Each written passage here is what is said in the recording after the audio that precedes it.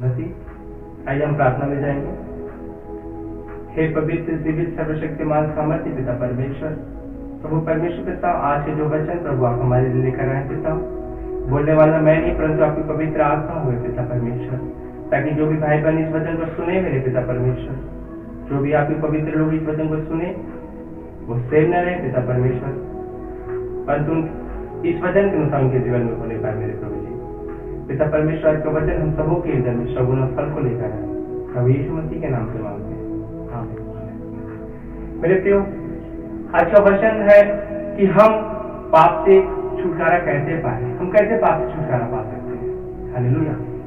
हम उस बारे में खुदा के वचन से कुछ वचनों को देखते हैं कि वचन हमें क्या सिखलाता है इस विषय में। तो हम निकालेंगे रोमियो अध्याय 6 के हम 13 और 14 वचन से देखेंगे। तो वहां लिखा है, परमेश्वर का वचन हमें कहता है कि न अपने अंगों अधर्म के हथियार होने के लिए पाप को सौंपो, पर आप अपने आप को मरे हुए में से, लिखा है, पर अपने आप को मरे हुए में से जी उठा जानकर अपने अंगों को परमेश्वर के धर्म के हथियार होने के लिए सौंपो। हालेलुया। खुदा का वचन कहता है कि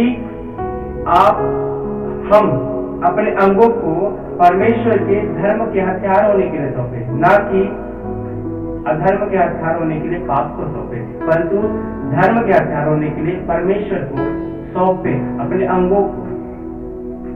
तब देखेंगे कि अधर्म का हथियार क्या है। व्यभिचार करना, लीला क्रीड़ा करना, पियक्कड़पन, क्रोध, लड़ाई झगड़ा, ऐसे बहुत से काम है जो अधर्म के हथियार हैं, जो हमारे जीवन में पाप को पैदा करते हैं। हालेलुया। क्योंकि जब हम देखते हैं एग्जाम्पल के तौर पे, जब हम किसी बात से जब हम फंस जाते हैं, उसको बचाने के लिए, उससे हमें बचने के लिए हम एक झूठ बोलते हैं, लेकिन उस झूठ को छिपाए रखने के लिए हम उसके साथ में सैकड़ों झूठ बोलते हैं। हालेलुया। तो वो एक छोटा सा झूठ हम सोचते हैं कि यार कुछ नहीं होता, छोटा सा झूठ हमने बोल दिया है, कोई फर्क नहीं पड़ता, लेकिन वो एक छोटा सा झूठ, उसको बचाने के लिए, उसको ऐसे हमको मेंटेनेंस करने के लिए, उसको बनाए रखने के लिए हम एक पाप को जन्म देते हैं। हालेलुया। क्योंकि झूठ बोलना भी पाप है, खुदा का वचन यही कहता है। और इसीलिए परमेश्वर का वचन कहता है कि तुम अधर्म के हथियार होने के लिए अपने अंगों को पाप को न सौंपो, परंतु धर्म के हथियार होने के लिए अपने अंगों को परमेश्वर के हाथों में सौंपो, अपने आप को मरे हुए में से जी उठा जानकर।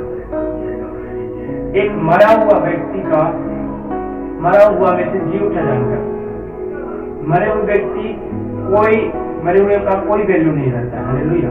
वो शून्य होता है। तो ऐसे अपने आप को मरे हुए जानकर परमेश्वर के धर्म के हथियारों के लिए खुदा ने कहा कि अपने शत्रुओं से प्रेम रखो, अपने बैरियों से बैर नहीं, परंतु अपने सताने वालों के लिए प्रार्थना करो।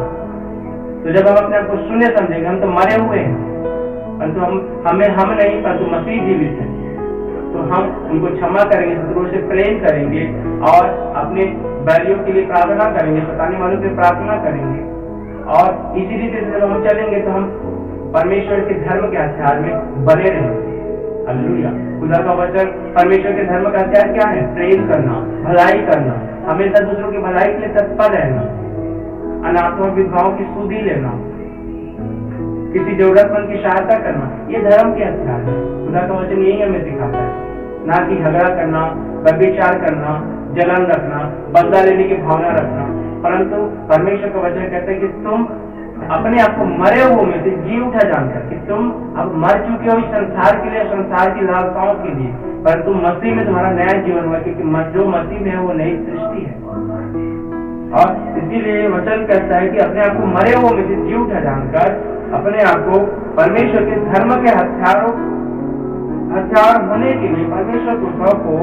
लिखा है, तब तुम पर पाप की प्रभुता न होगी, तब तुम पर पाप का अधिकार न होगा, तब तुम पर पाप हावी न होगा, तब तुम पर पाप कार्य नहीं कर पाएगा। हालेलुया। जब आप हमेशा परमेश्वर के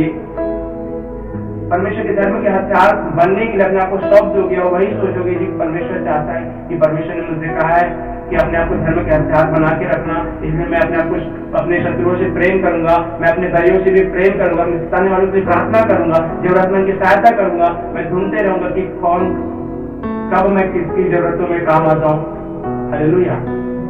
अनाथों और विधवाओं की सुधि लेने के लिए, अपने आप को परमेश्वर के उन हर एक कार्यों के लिए, धर्म के कार्यों के लिए अपने आप को बनाए रखना।